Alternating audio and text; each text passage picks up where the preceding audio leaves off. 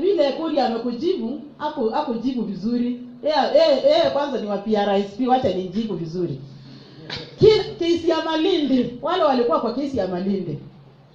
Kesi ya Malindi ilisema hivi: kila mwanamuziki ako na ruhusa ya kupeleka wimbo yake mahali anataka na kulipua mahali anataka. So story za 6 months, mwaka, mimi mtu ni transfer zangu zikoza kuonekana, ninaenda tu kotini. Kitu kingine ndio unjue wewe utaimbiwa, na si ati tuko hapo kwa QCN1. Hapa hakuna mtu mimi ameniimbia. Ndio unjue utaimbiwa kama uko kwa Sikiza. Tukitoka hapa nje na unataka kujua ukweli, kuja nikupee inaitwa nini?